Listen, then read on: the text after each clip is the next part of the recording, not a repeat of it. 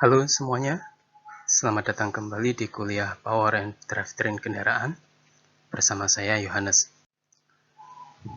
Pada kuliah kali ini kita akan belajar tentang bagaimana prinsip kerja internal combustion engine dalam menghasilkan torsi untuk mendorong kendaraan. Peran internal combustion engine sebagai salah satu penggerak utama dalam sistem penggerak kendaraan adalah sangat vital. Mempelajari prinsip kerja bagaimana torsi bisa dihasilkan, bagaimana karakteristik torsi dan daya yang dihasilkan adalah sangat penting untuk merancang sistem penggerak kendaraan. Hal tersebut karena sumber penggerak kendaraan, di sini internal combustion engine, harus menghasilkan atau harus membangkitkan torsi yang cukup untuk mendorong kendaraan dalam setiap kondisi berkendara yang berbeda dan sangat beragam. Salah satu parameter yang sangat penting untuk perancangan sistem penggerak kendaraan adalah menentukan ukuran sumber penggerak utama dari kendaraan. Pada slide ini ditunjukkan beberapa contoh ukuran kapasitas daya sumber penggerak untuk setiap macam jenis kendaraan yang umum dipakai.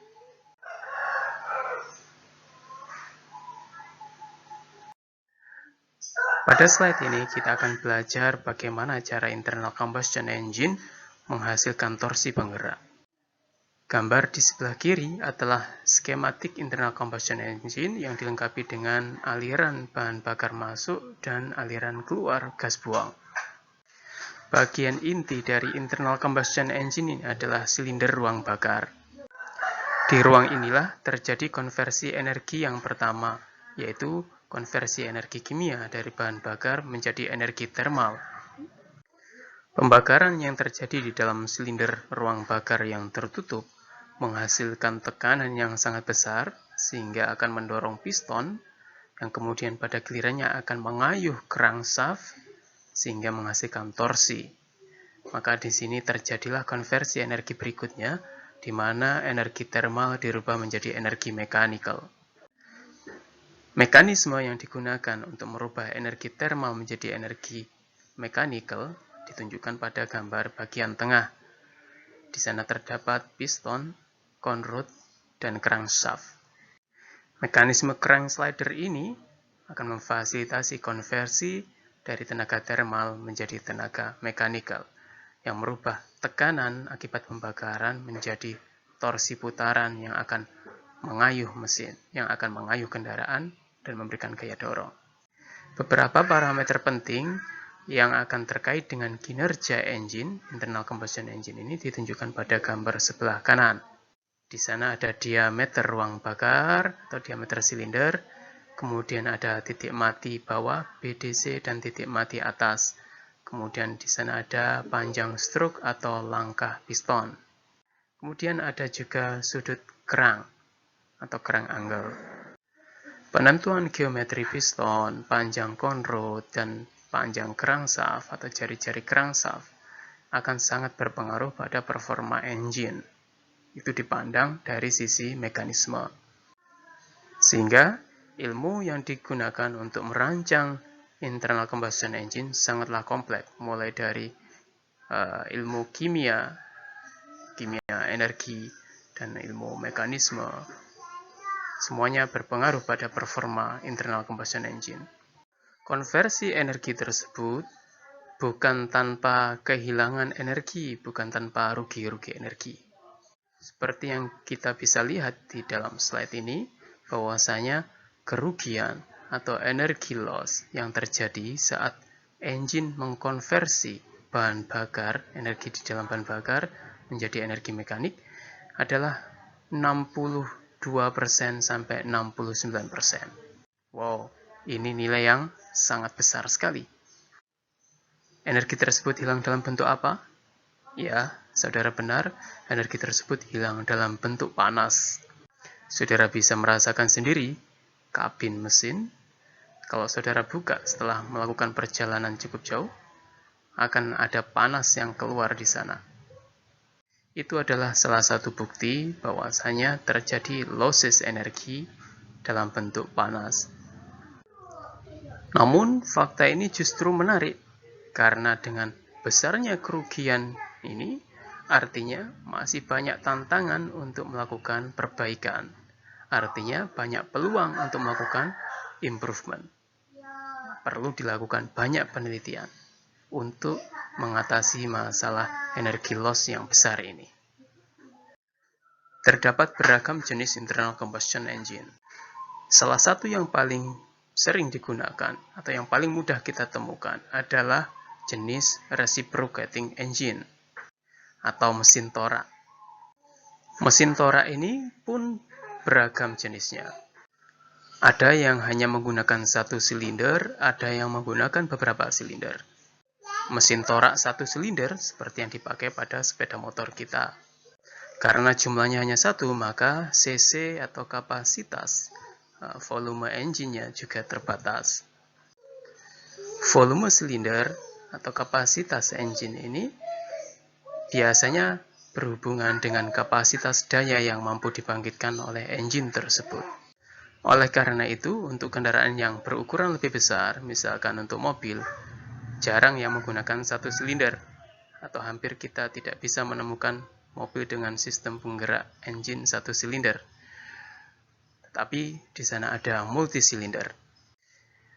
Engine multisilinder ini pun beragam jenisnya. Ditinjau dari susunannya. Ada mesin silinder yang disusun paralel, inline.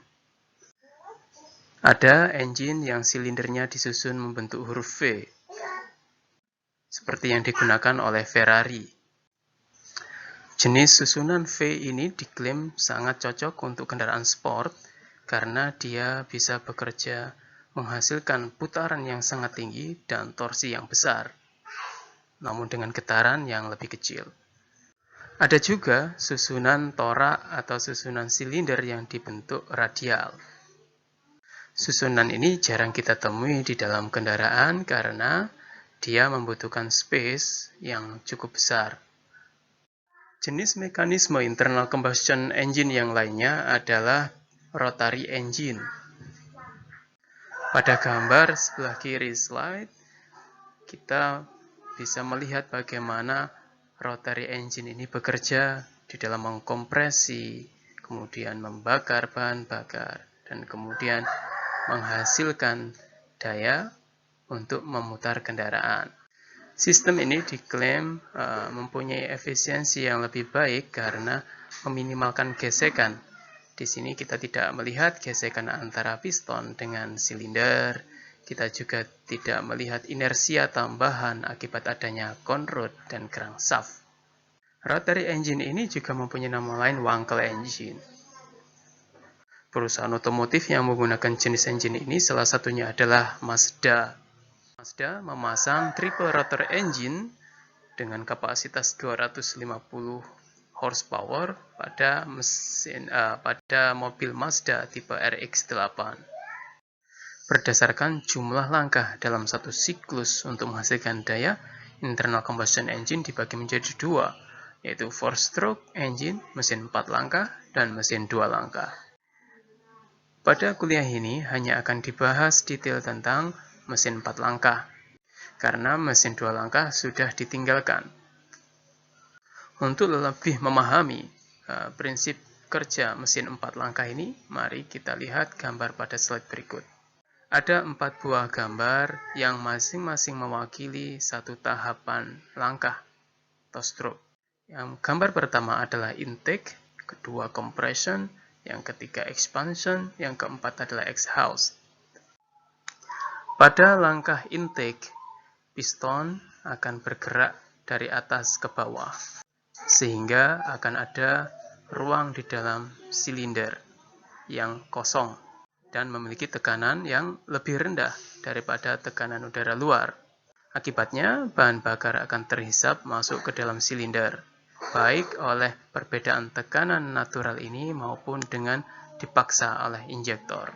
Agar bisa mengalir ke dalam silinder, tentu saja valve intake harus dibuka. Pada langkah kedua atau langkah kompresi, piston bergerak dari titik mati bawah ke titik mati atas. maka piston akan memampatkan udara dan bahan bakar yang ada di dalam silinder. Ketika terjadi langkah kompresi ini, semua katup menutup. Tekanan di dalam silinder pada saat kompresi ini adalah 1 sampai 1,4 megapascal dan temperatur bahan bakar di dalam silinder adalah 550 sampai 770 Kelvin. Pada langkah ketiga, ketika piston mencapai titik mati atas, maka bahan bakar dinyalakan oleh busi yang menghasilkan letupan api. Pada saat ini, semua katup tertutup. Akibatnya, pembakaran di dalam ruang tertutup menghasilkan tekanan yang tinggi. Tekanan dari dalam silinder akan naik hingga 7 megapascal.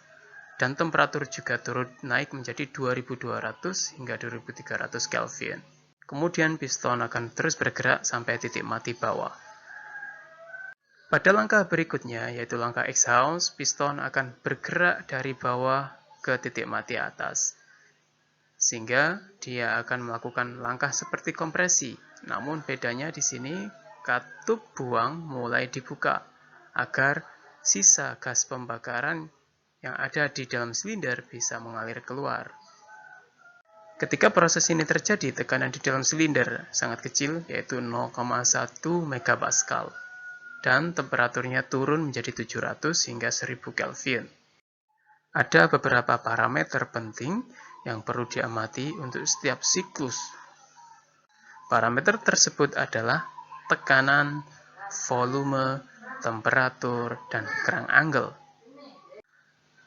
Pada slide ini disajikan dua grafik. Grafik pertama sebelah kiri adalah grafik perubahan tekanan dan volume untuk ruang bakar. Gambar kedua di sebelah kanan menunjukkan perubahan tekanan untuk setiap sudut kerang.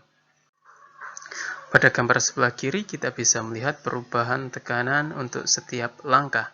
Pada langkah intake tekanannya masih rendah, kemudian pada saat kompresi tekanannya akan naik diikuti dengan berkurangnya volume ruang bakar.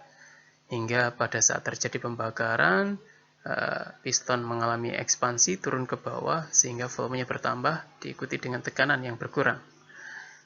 Kemudian pada saat exhaust pun demikian. Piston naik ke atas, kemudian volumenya berkurang, namun tekanannya tidak naik karena exhaust valve-nya dibuka. Luasan di dalam kurva ini setara dengan daya yang dihasilkan oleh engine. Sehingga kita harus mengenali beberapa parameter desain yang berkaitan dengan kurva ini. Misalkan yang pertama adalah stroke yang berkaitan dengan volume ruang bakar. Kalau kita mempunyai TDC dan BDC yang jaraknya semakin jauh atau panjang langkahnya besar, maka kurva ini akan lebih panjang ke samping, ke arah horizontal. Artinya luasannya akan bertambah. Dan itu setara dengan bertambahnya tenaga. Atau kalau kita mampu menghasilkan P yang lebih besar dengan menaikkan compression ratio, maka kita akan memperoleh tinggi kurva yang lebih panjang. Sehingga luasan totalnya akan menjadi lebih besar dan berarti daya engine-nya juga akan semakin besar. Namun itu bukan berarti bisa dirubah tanpa batasan. Misalkan merubah compression ratio tidak bisa menaikkan semaunya karena ada batasan yang berkaitan dengan nilai oktan bahan bakar, di mana bahan bakar akan mulai tersulut, mulai terbakar dengan sendirinya pada tekanan tertentu, dan ini sangat dipengaruhi oleh nilai oktan bahan bakar. Demikian juga dengan memperpanjang langkah, berarti kita harus memperpanjang jejari crankshaft atau memperpanjang lengan connecting rod-nya. Hal ini akan membutuhkan dimensi atau material dari keduanya yang harus lebih kuat. Dimensinya harus lebih besar atau materialnya lebih kuat. Dimensi yang lebih besar berarti menghasilkan inersia yang juga lebih besar. Inersia ini juga akan berpengaruh pada performa dari engine, daya output yang dihasilkan. Pada grafik kedua di sebelah kanan ada open diagram, di mana di sana ada perubahan tekanan berdasarkan crank angle-nya, sudut kerangnya. Diagram ini bisa membantu kita untuk menentukan kapan bahan bakar itu harus disulut, ya, atau berapa lama katup intake harus dibuka dan kapan. Yang semuanya itu akan berpengaruh pada efisiensi pembakaran atau berpengaruh pada efisiensi perubahan energi kimia menjadi energi termal. Maka muncullah teknologi valve timing atau bagaimana mengatur lama dan kapan buka tutupnya katup. Dan ini berbeda-beda untuk tiap kecepatan putaran engine, maka muncullah teknologi variable valve timing. Ada yang kemudian mekanismenya dikontrol oleh komputer sehingga disesuaikan dengan kondisi berkendara. Maka ada teknologi baru namanya VVT-C atau Variable Valve Timing Control. Nah, kita harus memahami kedua diagram yang berkaitan dengan cara improvement pada 4-stroke engine ini. Ada dua jenis mesin 4 langkah. Yang satu berbahan bakar petrol atau bensin, yang kedua berbahan bakar diesel atau solar. Prinsip kerjanya sama, namun di sini akan ditampilkan beberapa perbedaan yang signifikan untuk setiap langkahnya, seperti yang ditandai oleh warna merah di dalam tabel berikut. Perbedaan mencolok adalah pada nilai tekanan pada saat kompresi maupun ekspansi. Pada saat kompresi, tekanan pada silinder bakar bisa naik hingga 5 MPa untuk mesin diesel. Itu hampir 4 kalinya dari mesin bensin. Hal ini sangat memungkinkan karena karakteristik bahan bakar dari diesel atau solar yang mempunyai nilai oktan sangat tinggi. Dia baru terbakar pada tekanan yang sangat tinggi. Terbakar dengan sendirinya. Untuk engine dengan berbahan bakar petrol tidak bisa mencapai tekanan setinggi itu. Dia akan terbakar terlebih dahulu jauh di bawah tekanan itu. Kalau mesin bensin dipaksakan memiliki kompresi yang tinggi, maka akan terjadi pembakaran sebelum waktunya. Sehingga terjadilah bunyi menggelitik di dalam engine, atau yang disebut sebagai knocking. Nah, ini adalah salah satu keuntungan mesin diesel, di mana compression ratio bisa dinaikkan hingga 24:1. 2 kali lipatnya dari mesin bensin. Keuntungannya apa? Tentu saja kita akan memperoleh luasan kurva PV yang lebih besar karena nilai P-nya, P maksimumnya yang lebih tinggi, seperti yang kita bahas sebelumnya. Kemudian pada saat ekspansi, setelah terjadinya pembakaran, tekanan juga masih sangat besar, 4-8, bahkan sampai 10 MPa. Sedangkan temperaturnya lebih rendah jika dibandingkan dengan temperatur ruang bakar untuk mesin bensin. Apakah ini berarti untuk mesin diesel tidak mudah panas? Nah, untuk lebih memahami perbedaan antara mesin diesel dan mesin petrol ini, maka silakan untuk melihat kembali textbook dan melihat beberapa video di YouTube. Sampai ketemu pada materi berikutnya.